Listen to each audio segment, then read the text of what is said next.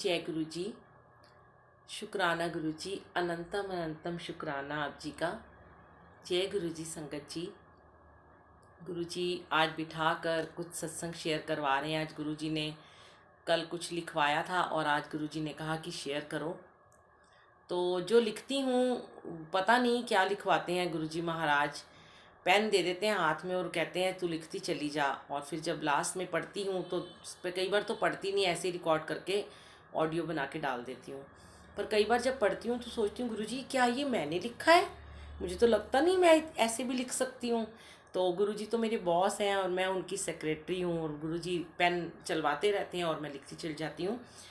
तो रिसेंटली लिखा हुआ पूरा एकदम से याद नहीं रहता, इसलिए वैसे तो बहुत कुछ याद रहता है क्योंकि गुरु जी ने मन में डाला है तो याद रहेगा संगत जी। पर लगता है कभी कभी सामने से पढ़ के भी सुना दूँ तो अच्छा लगता है। तो आइए गुरु जी महाराज जी का लख लख शुक्राना, अनंतम शुक्राना। संगत जी आपका भी लख लख शुक्राना जो आप मेरा सत्संग सुनते हैं और फिर मुझे मैसेज करते हैं कि गुरु जी के सामने बोलती हूँ कि जब गुरु जी आपकी संगत इतने प्यार से जब मुझे कहती हैं कि आंटी आपने बहुत अच्छा बोला, आपने बहुत अच्छा गुरु जी की महिमा का बखान किया, हमें बहुत अच्छा लगता है गुरु जी की आपके मुंह से वाणी सुनकर। तो गुरु जी मैं धन्य हो जाती हूँ और मैं ब्लेस्ड हो जाती हूँ। मुझे लगता है मेरे गुरु जी का हाथ हमेशा मेरे सर पे बना रहे, ऐसे ही गुरु जी मुझसे बुलवाते रहें, लिखवाते रहें। शुक्राना, अनंतम शुक्राना, लख लख शुक्राना मेरे गुरु जी। जय गुरु जी, वाहे गुरु जी। ओम नमो शिवाय, शिव जी सदा सहाय। ओम नमो शिवाय, गुरु जी सदा सहाय। संगत जी आज गुरु जी की संगत बढ़ती ही जा रही है। आप देखेंगे दुनिया में इतनी संगत हो गई आज गुरु जी की, हर घर में गुरु जी का सत्संग, हर घर में गुरु जी का स्वरूप लगा है, हर गाड़ी के पीछे जय गुरु जी लिखा है, शुक्राना ब्लेसिंग लिखा हुआ है। तो आखिर क्यों, ऐसा क्या है हमारे गुरु जी में जो हम उनकी तरफ खींचे चले जाते हैं? कुछ तो खास है ना हमारे गुरु जी में जो हम उनकी तरफ खींचे चले जाते हैं। आइए पहले मेरे प्यारे प्यारे गुरु जी महाराज जी के दर्शन कीजिए। 5 जनवरी वैसे तो श्री गुरु गोविंद सिंह जी का ये दिन है और नीला चोला आज गुरु जी ने पहना और बहुत दिनों से ये शब्द सुनवा रहे हैं, राजन के राजा महाराजन के महाराजा, तन तन श्री गुरु गोविंद सिंह जी, ये सुना रहे थे। चोला भी ऐसा ले लिया, बनवा लिया, गद्दी भी ले ली ऐसी सिंहासन वाली। तो इतना शुक्राना करती हूँ महाराज का कि जो सोचती हूँ वो सामने लाके खड़ा कर देते हैं, वही चीज़ मेरे सामने आ जाती है और मुझे कहते हैं ले ले ले, तेरी यही इच्छा थी ना। तो संगत जी जब हम गुरु जी की तरफ खींचे चले जाते हैं, हम सोचते हैं, कई संगत जी मुझे कहते हैं ऐसा क्या है आपके गुरु जी में। जब नई संगत मुझसे ये प्रश्न करती हैं कि मुझे तब ना बहुत खुशी होती है संगत जी, अपने प्यारे वीर के बारे में गुणगान करते हुए उन नूरानी चेहरे का बखान जब मैं करती हूँ, उनकी अपार ब्लेसिंग्स के बारे में जब मैं बताती हूँ सबको, तो एक बार उनको ये बताती हूँ कि आप उनके उपकारों को कभी झुठला नहीं सकते हो।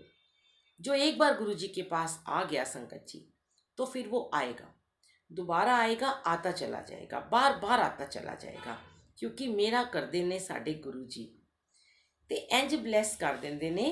अभी बोलते बोलते कहते पंजाबी थोड़ा सुना दे, आज तू बड़े दिन तो पंजाबी नहीं बोली। तो संगत जी गुरु जी को पंजाबी बहुत पसंद है, तो गुरु जी इंज ब्लैस करते ने, एक पहली बार ये अपनी संगत नूं अपना दीवाना बना देंदे ने। इंज लगदा है जिवें इन्ना सौम्य रूप देखण दे वास्ते साडी अखां तरसदियां सी। ए वही रब है जिन्हों मिलन दे वास्ते असी किन्ने जन्म लिते, किन्ने जन्म असी लिते। आज ही अमृत वेला में वो चल रहा था, बहुत जन्म बिछड़े थे माधो, ए जन्म तुम्हारे लेखे, ए जन्म तुम्हारे लेखे। संगत जी शब्द गुरबानी पढ़ते हुए सर ढक लेना चाहिए, ये गुरु जी ने ही सिखाया। ते आज अगर कोई नहीं आ पा रहा, कल जरूर आएगा, परसों जरूर आएगा। गुरु जी दे कोल सब दा आना निश्चित है। हर कोई गुरु जी दे नाल आज जुड़ेगा, ਇਹ ਗੁਰੂ ਜੀ ਨੇ ਸਾਨੂੰ ਦੱਸ ਦਿੱਤਾ ਹੈ, ਸਮਝਾਇਆ ਹੈ ਕਿ ਗੁਰੂ ਜੀ ਦੀ ਬਲੈਸਿੰਗ ਹਰ ਇੱਕ ਨੂੰ ਮਿਲੇਗੀ, ਚਾਹੇ ਅੱਜ ਮਿਲੇ ਚਾਹੇ ਕੱਲ੍ਹ ਮਿਲੇ। ਜਦ ਜ਼ਿੰਦਗੀ ਦੀ ਰਾਹਾਂ ਮੁਸ਼ਕਿਲ ਹੋ ਜਾਂਦੀਆਂ ਨੇ ਸੰਗਤ ਜੀ, ਜਦ ਸਾਰੇ ਦਰਵਾਜ਼ੇ ਬੰਦ ਹੋ ਜਾਂਦੇ ਨੇ, ਤਾਂ ਉਹ ਆਏਗਾ, ਉਹ ਇਸ ਰੱਬ ਦੇ ਕੋਲ ਜ਼ਰੂਰ ਆਏਗਾ। ਕਿਉਂ ਆਏਗਾ ਸੰਗਤ ਜੀ? ਇਹ ਗੁਰੂ ਜੀ ਨੂੰ ਪਤਾ ਹੈ, ਔਰ ਕਦ ਆਏਗਾ ਇਹ ਵੀ ਗੁਰੂ ਜੀ ਨੂੰ ਪਤਾ ਹੈ। ਤੇ ਸੰਗਤ ਜੀ ਤੁਸੀਂ ਇੰਤਜ਼ਾਰ ਕਰੋ, ਪਰ ਸਾਡੇ ਮਹਾਰਾਜ ਤੁਹਾਡੇ ਵਾਸਤੇ ਪਲਕਾਂ ਵਿਛਾਏ ਬੈਠੇ ਨੇ, ਤੁਹਾਡੇ ਇੰਤਜ਼ਾਰ ਦੇ ਵਿੱਚ, ਤੁਹਾਨੂੰ ਬਲੈਸ ਕਰਨ ਦੇ ਵਾਸਤੇ। ਤੁਸੀਂ ਇੰਤਜ਼ਾਰ ਕਰਦੇ ਹੋ ਕਿ ਕਦ ਆਣਗੇ ਗੁਰੂ ਜੀ, ਸਾਨੂੰ ਲੈ ਕੇ ਜਾਣਗੇ, ਕਦ ਗੁਰੂ ਜੀ ਸਾਨੂੰ ਬਲੈਸ ਕਰਨਗੇ, ਕਦ ਸਾਨੂੰ ਵੱਡੇ ਮੰਦਿਰ ਬੁਲਾਉਣਗੇ, ਕਦ ਸਾਨੂੰ ਸਤਸੰਗ ਦੇ ਵਿੱਚ ਬੁਲਾਉਣਗੇ। ਪਰ ਗੁਰੂ ਜੀ ਕਹਿੰਦੇ ਮੈਂ ਤੇ ਬਾਹਾਂ ਫੈਲਾ ਕੇ ਬੈਠਾ ਵਾਂ, ਮੇਰੀ ਝੋਲੀ ਦੇ ਵਿੱਚ ਆ ਕੇ ਆਪਣੇ ਸਾਰੇ ਦੁੱਖ ਪਾ ਦਿਓ, ਆਪਣੇ ਸਾਰੇ ਕਸ਼ਟ ਮੇਰੇ ਚਰਨਾਂ ਦੇ ਵਿੱਚ ਆ ਕੇ ਰੱਖ ਦਿਓ, ਫਿਰ ਮੈਂ ਡਿਸਾਈਡ ਕਰਾਂਗਾ ਕਿ ਮੈਂ ਤੁਹਾਨੂੰ ਕਦ ਬਲੈਸਿੰਗ ਦੇਣੀ ਹੈ, ਕਦੋਂ ਦੇਣੀ ਹੈ, ਕਿੰਨੀ ਦੇਣੀ ਹੈ, ਜਲਦੀ ਦੇਣੀ ਹੈ, ਦੇਰ ਨਾਲ ਦੇਣੀ ਹੈ। ਤੇ ਸੰਗਤ ਜੀ ਜੇ ਸਾਡੇ ਕਰਮ ਅੱਛੇ ਨੇ, ਅਸੀਂ ਸਪਿਰਿਚੁਅਲ ਹੈਗੇ ਹਾਂ, ਅਸੀਂ ਪਰਮਾਤਮਾ ਤੇ ਅਟੁੱਟ ਵਿਸ਼ਵਾਸ ਰੱਖਦੇ ਹਾਂ, ਅਸੀਂ ਸ਼ਿਵ ਦੇ ਪੁਜਾਰੀ ਹਾਂ, ਤਾਂ ਇਹ ਮਹਾਸ਼ਿਵ ਸਾਨੂੰ ਖੁਦ ਲੈਣ ਆ ਜਾਂਦੇ ਨੇ। ਇੰਨੇ ਦਿਆਲੂ ਨੇ ਸਾਡੇ ਰੱਬ ਜੀ, ਸਾਡੇ ਗੁਰੂ ਜੀ, ਕਿ ਸਾਡੇ ਬਚੇ ਹੋਏ ਕਰਮ ਕਟਵਾਉਣ ਦੇ ਵਾਸਤੇ ਖੁਦ ਚਲੇ ਆਉਂਦੇ ਨੇ, ਕਿਸੇ ਰੂਪ ਵਿੱਚ ਆ ਜਾਂਦੇ ਨੇ। ਜਾਂ ਕਦੀ ਆਪਣੇ ਪਿਆਰ ਦੇ ਨਾਲ, ਜੇ ਆਪਾਂ ਕਦੀ ਪਿਆਰ ਨਾਲ ਜੈ ਗੁਰੂ ਜੀ ਬੋਲਿਆ ਹੋਏ ਨਾ ਇੱਕ ਵਾਰੀ ਵੀ, ਜਾਂ ਕਿਸੇ ਕਾਰ ਦੇ ਪਿੱਛੇ ਗੁਰੂ ਜੀ ਲਿਖਿਆ ਹੈ, ਔਰ ਸਾਡੇ ਮਨ ਦੇ ਵਿੱਚ ਥਾਟ ਆਉਂਦਾ ਹੈ ਕਿ ਬੜਾ ਨਾਮ ਸੁਣਿਆ ਨਾ ਗੁਰੂ ਜੀ ਦਾ, ਅਸੀਂ ਵੀ ਜਾ ਕੇ ਦੇਖਾਂਗੇ, ਤੇ ਇਹ ਮਹਾਸ਼ਿਵ ਸਾਡੀ ਪੁਕਾਰ ਉੱਥੋਂ ਹੀ ਸੁਣ ਲੈਂਦੇ ਨੇ, ਔਰ ਸਾਨੂੰ ਤੁਰੰਤ ਲੈਣ ਆ ਜਾਂਦੇ ਨੇ ਸਾਡੇ ਘਰ ਤੱਕ। ਅੱਜ ਅਗਰ ਸਾਡੇ ਕੋਲ ਸਭ ਕੁਝ ਹੈ, ਫਿਰ ਵੀ ਮੰਦਿਰ ਦੇ ਵਿੱਚ ਲੱਖੋਂ ਕਰੋੜੋਂ ਸੰਗਤ ਕਿਉਂ ਲਾਈਨ ਲਗਾ ਕੇ ਆਪਣੀ ਬਾਰੀ ਦਾ ਇੰਤਜ਼ਾਰ ਕਰ ਰਹੀਆਂ ਨੇ? ਕਿਉਂ ਕਰ ਰਹੀਆਂ ਨੇ? ਕੀ ਮਿਲੇਗਾ ਉਹਨਾਂ ਨੂੰ? ਔਰ ਜਿਨ੍ਹਾਂ ਦੇ ਕੋਲ ਪ੍ਰੋਬਲਮ ਨੇ, ਬਿਮਾਰੀ ਹੈ, ਝਗੜੇ ਨੇ, ਮਾਨਸਿਕ ਪੀੜਾ ਹੈ, ਤੇ ਉਹਨਾਂ ਨੂੰ ਕੀ ਮਿਲੇਗਾ? ਕੀ ਮਿਲੇਗਾ ਤੁਹਾਨੂੰ ਪਤਾ ਹੈ? ਉਹਨਾਂ ਨੂੰ ਮਿਲੇਗੀ ਸੇਫਟੀ, ਉਹਨਾਂ ਨੂੰ ਮਿਲੇਗਾ ਸੁਰੱਖਿਆ। ਬਸ ਅਸੀਂ ਆਪਣੇ ਗੁਰੂ ਜੀ ਦੇ ਕੋਲ ਆ ਕੇ ਖੁਦ ਨੂੰ ਸੁਰੱਖਿਅਤ ਮਹਿਸੂਸ ਕਰਨੇ ਆ ਸੰਗਤ ਜੀ।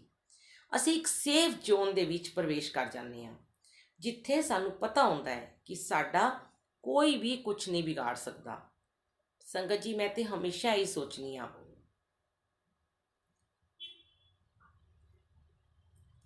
ਮੈਂ ਹਮੇਸ਼ਾ ਇੱਕੋ ਹੀ ਗੱਲ ਸੋਚਣੀ ਆ ਸੰਗਤ ਜੀ, ਕਿ ਗੁਰੂ ਜੀ ਨੂੰ ਮੈਂ ਕਹਿੰਦੀ ਹਾਂ, ਗੁਰੂ ਜੀ ਆਪ ਜੀ ਦੀ ਸੇਵਾ ਕਰਦੇ ਹੋਏ, ਆਪ ਜੀ ਦਾ ਸਿਮਰਨ ਕਰਦੇ ਹੋਏ, ਜਿੰਨੀ ਮਰਜ਼ੀ ਮੇਰੇ ਜੀਵਨ ਦੇ ਵਿੱਚ ਕਠਿਨਾਈਆਂ ਆਉਣ, ਜਿੰਨੀ ਮਰਜ਼ੀ ਪ੍ਰੋਬਲਮਸ ਆਉਣ, ਪਰ ਤੁਸੀਂ ਮੇਰਾ ਹੱਥ ਕਦੀ ਨਾ ਛੱਡਣਾ, ਔਰ ਮੈਂ ਆਪ ਜੀ ਦੀ ਸੇਵਾ ਹਮੇਸ਼ਾ ਕਰਦੀ ਰਹਾਂ।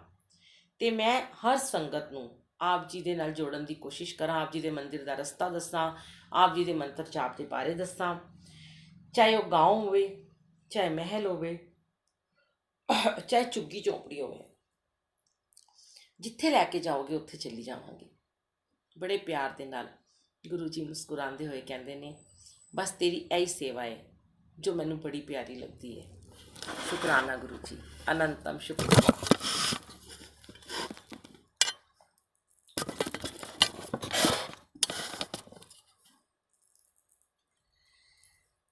ਪਰ ਕਿਸੇ ਪਰੇਸ਼ਾਨ ਨੂੰ ਆਪ ਜੀ ਦੇ ਮੰਦਿਰ ਦਾ ਰਸਤਾ ਦੱਸ ਕੇ ਉਹਨਾਂ ਨੂੰ ਡਾਇਰੈਕਟ ਆਪ ਜੀ ਦੀ ਬਲੈਸਿੰਗ ਦੇ ਬਾਰੇ ਦੱਸਣਾ, ਸੰਗਤ ਜੀ ਇਹ ਤੁਹਾਡਾ ਪਹਿਲਾ ਫਰਜ਼ ਹੋਣਾ ਚਾਹੀਦਾ ਹੈ। ਫਿਰ ਉਸ ਰਾਹ ਦੇ ਵਿੱਚ ਤੁਹਾਨੂੰ ਕਿੰਨੀ ਵੀ ਕਠਿਨਾਈਆਂ ਆਉਣ, ਪਰ ਤੁਸੀਂ ਇਹ ਸੋਚੋ ਕਿ ਅਸੀਂ ਗੁਰੂ ਜੀ ਦੇ ਰਕਸ਼ਾ ਕਵਚ ਦੇ ਵਿੱਚ ਹੈਗੇ ਹਾਂ, ਔਰ ਇਹੀ ਸਾਨੂੰ ਮੰਤਰ ਜਾਪ ਸ਼ਕਤੀ ਦੇ ਰਿਹਾ, ਇਹੀ ਸ਼ਕਤੀ ਅਸੀਂ ਲੋਕਾਂ ਨੂੰ ਦੇ ਰਹੇ ਹਾਂ, ਇਹੀ ਸੰਗਤ ਨੂੰ ਅਸੀਂ ਸ਼ਕਤੀ ਦੇ ਰਹੇ ਹਾਂ ਕਿ ਇਸ ਸ਼ਕਤੀ ਦੇ ਬਾਰੇ ਬਸ ਤੁਸੀਂ ਬਿਆਨ ਕਰਨਾ ਹੈ ਔਰ ਕੁਝ ਨਹੀਂ ਕਰਨਾ। ਔਰ ਗੁਰੂ ਜੀ ਦੇ ਕੁਝ ਰੂਲਸ ਨੇ, ਉਹਨਾਂ ਨੂੰ ਫੋਲੋ ਕਰਨਾ ਹੈ। ਹਮੇਸ਼ਾ ਇੱਕੋ ਹੀ ਗੱਲ ਹੈ, ਸਰੈਂਡਰ ਕਰੋ, ਫੁੱਲ ਸਰੈਂਡਰ ਕਰੋ, ਡਾਇਰੈਕਟ ਕਨੈਕਸ਼ਨ ਬਣਾਓ, ਨੋ ਮੀਡੀਏਟਰ, ਅਹਮ ਨੂੰ ਛੱਡੋ, ਕ੍ਰੋਧ ਨੂੰ ਛੱਡੋ, ਨਿੰਦਾ ਚੁਗਲੀ ਨੂੰ ਛੱਡੋ, ਆਪਣੀ ਮੈਂ ਨੂੰ ਛੱਡ ਦਿਓ। ਸਾਡੇ ਗੁਰੂ ਜੀ ਨਾਲ ਹੈਗੇ ਨੇ। ਇਹ ਦੇਖੋ ਸੰਗਤ ਜੀ, ਮੈਂ ਤੁਹਾਨੂੰ ਦੱਸਾਂ ਕਿ ਮੈਂ ਆਪਣੇ ਗੁਰੂ ਜੀ ਨੂੰ, ਅੱਜ ਮੈਂ ਕਹਿ ਸਕਦੀ ਹਾਂ ਮੇਰੇ ਗੁਰੂ ਜੀ ਨੇ, ਮੈਂ ਆਪਣੇ ਗੁਰੂ ਜੀ ਨੂੰ ਮਿਲਣ ਤੋਂ ਪਹਿਲਾਂ ਬਹੁਤ ਬਿਮਾਰ ਰਹਿੰਦੀ ਸੀ, ਬਹੁਤ ਜ਼ਿਆਦਾ ਮੈਂ ਬਿਮਾਰ ਰਹਿੰਦੀ ਸੀ, ਹਰ ਕੋਈ ਬਿਮਾਰੀ ਮੈਨੂੰ ਹੈਗੀ ਸੀ। ਪਰ ਮੈਨੂੰ ਗੁਰੂ ਜੀ ਨੇ ਜਦ ਆਪਣੇ ਨਾਲ ਜੋੜਿਆ, ਆਪਣਾ ਲੰਗਰ ਪ੍ਰਸ਼ਾਦ ਖਿਲਾਇਆ, ਆਪਣੇ ਮੰਦਿਰ ਬੁਲਾਇਆ, ਆਪਣੀ ਸੇਵਾ 'ਚ ਲਗਾਇਆ, ਆਪਣੇ ਸਤਸੰਗ ਦੀ ਸੇਵਾ ਕਰਵਾਈ, ਤੇ ਮੇਰੇ ਹੌਲੀ ਹੌਲੀ ਸਾਰੇ ਰੋਗ ਦੂਰ ਹੁੰਦੇ ਚਲੇ ਗਏ। मेरी सारी पीड़ा खत्म करती मेरे गुरु जी महाराज ने। ए घुटने ए मैं चौकड़ी नहीं मार सकती सी, इस तरह मैं बह नहीं सकती सी सीधी बिल्कुल, ना ही मैं कोई काम कर सकती सी, ना मैं खड़ी होके कुछ कर सकती सी। एक घंटा भी मैं जे खड़ी हो जावां तो मेरी कमर ही दर्द, गर्दन दर्द, माइग्रेन, सर्वाइकल सब अटैक इकट्ठा हो जाता सी।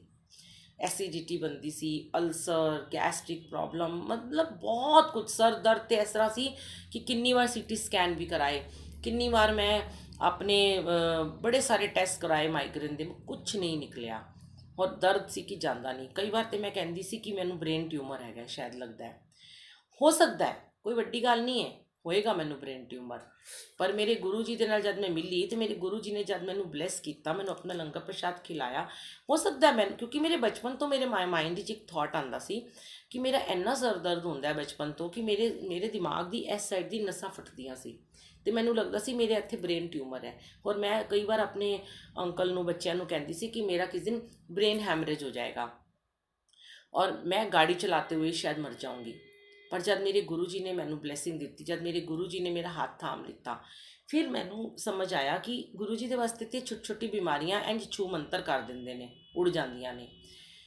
कैंसर, किन्नी बार गुरु जी ने मैनू सपने दिखाया कि मैनू कैंसर हो गया। 2-3 बार मैनू सपना आया कि मैनू बहुत भयंकर लास्ट स्टेज का कैंसर हो गया और गुरु जी ने ठीक कर दिता 1 महीने के अंदर अंदर। किन्नी बार गुरु जी ने सपने दिखाया कि मैनू नाग ने कट लिता, मोटे मोटे सप ने मैनू कटिया। पर गुरु जी कोई कर्म कटवा रहे सी, कुछ ना कुछ मेरे तो उद्धार कर रहे सी, कुछ ना कुछ मेरे उत्ते उन्हां दी अपार किरपा सी जो उन्होंने मैनू ठीक करते चले गए। रोज़ मैनू एक दिन छोड़ के इंजैक्शन लगते सी, डेली 2 इंजैक्शन। अज गुरु जी ने सब कुछ बंद करा दिता, क्योंकि जब तुसी गुरु की सेवा के अंदर जुड़ जाते हो, जब तुसी गुरु जी का जल प्रसाद पीना शुरू करते हो, जब तुसी गुरु जी का अमृत वेले बह के मंत्र जाप करते हो, उस जल नूं 24 घंटे बाद चुक के पींदे हो। मैं तुहानू गारंटी दे नाल कह सकनी है संगत जी कि तुहाडा उद्धार होना ही होना है। तुहानू ते गुरु जी ने ब्लैस करना है, क्योंकि उस जल नूं, पानी नूं गुरु जी ने अमृत बना दिता। उस पानी के अंदर शक्ति किवें आती है? हुण कई लोग कहंदे असी ना गुरु जी के अगे जल रख देने आ, फिर उसके बाद ना असी अपने कम्मां 'च लग जाते हैं। ठीक है, गुरु जी के अगे तुसीं जल रखिया, पर कोई भी काम करते हो, कारी जोत भी जगाते हो, थोड़ी जी आरती करते हो, कुछ पाठ करते हो, राम नाम जपते हो, मंदिर जाते हो, गुरुद्वारे जाते हो, कुछ तो करते हो। जब तुसीं किते ना जाओ, गुरु जी के अगे बह के जे तुसीं सिर्फ मंत्र जाप कर लिता उस जल नूं रख के, तुहाडे बोलन की, तुहाडी वाइब्स, तुहाडे मंत्र जाप की शक्ति उस गुरु जी सुन रहे हैं, उस जल के अंदर जा रही है, उस जल नूं ब्लैस कर रही है। और वो पानी पानी नहीं रह गया, वो अमृत बन गया। इस अमृत नूं पान दे वास्ते, इनू इस अमृत मंथन नूं कराउण दे वास्ते परमात्मा भी बड़ी तपस्या करते सी। पर अज साडे गुरु जी ने सानू घर बैठे यह सौगात दे दी है कि इस जल नूं तुसीं आपे अमृत बनाओ। हुण कई संगत जी ना बहुत, मैं आज सत्संग है वाला क्यों शेयर कर रही हाँ, कई संगत जी ना बहुत ज़्यादा क्वेश्चन करते हैं कि आंटी हम आपके घर अमृत वेले में आके जल रख दें, ब्लेस हो जाएगा, या आप वहाँ पे बॉटल रख के हमें दे दो। तो मैं यही कहती हूँ कि मैं किसी को ऐसे बॉटल नहीं दूंगी। मैं, मेरे में कोई शक्ति नहीं है, मैं कुछ नहीं हूँ। मैं तो खुद गुरु जी से अपने लिए शक्ति मांगती हूँ, अपने लिए ब्लेसिंग मांगती हूँ, अपने लिए मैं पॉजिटिविटी मांगती हूँ। मैं खुद बैठती हूँ जाप में तो गुरु जी मुझे वो जल देते हैं। लेकिन अगर आप सोचो कि वो शक्ति मैं दे रही हूँ या मेरे यहाँ जल लेके जाओगे वो मिलेगी, नहीं। गुरु जी कहते हैं हर शक्ति मैं तुम्हारे घर में ही, जैसे कहते हैं ना रेकी, हमारे हाथों में रेकी सुनी है ना आपने, हमारे हाथों में से वो ऊर्जा निकलती है जिसको हम रेकी कहते हैं, जिससे लोग ठीक होते हैं।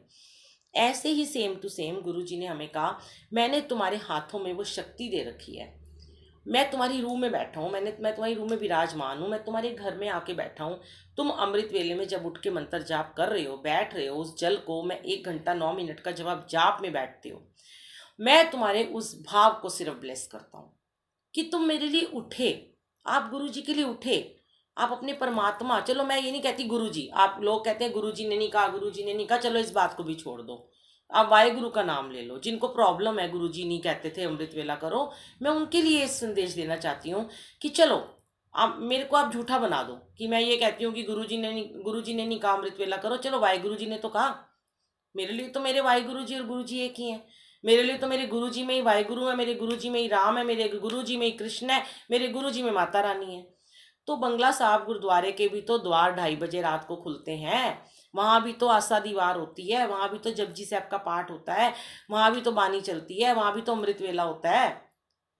चलो आप गुरु जी का नाम इतनी लोगों की ईगो हर्ट होती है कि लोग अपने आप को इस बात को लेके लड़ाई करनी शुरू कर देते हैं आज की डेट में कि बुलबुल आंटी कहती है कि अमृत वेला करो, गुरु जी ने तो कभी नहीं कहा अमृत वेला करो। अब मैं गुरु जी को कहती हूँ, गुरु जी मेरे में तो आपको गुरु नानक देव जी नजर आते हैं, मैं शुरू से बंगला साहब जाती हूँ, मैं तो आपसे मिलने से पहले ही मैं तो अमृत वेला करती थी, मैं तो आपसे जुड़ने से पहले ही मैं तो वाहिगुरु का सिमरन करती थी रात के 2:30 बजे 3 बजे उठ के। तो गुरु जी ना हंसते हैं, मुस्कुराते हैं, कहते हैं तू भी चली है किन्ना दी गल्लां च आ जांदी है ना, कहन दे जो कहंदे, तेनू तो मैं उठा रहा ना, तेनू मैं सोन ही नहीं देना हैगा। अब आप बताओ संगत जी, जब गुरु जी मुझे ठक ठक ठक ठक यहाँ पे करके मुझे सुबह 3:30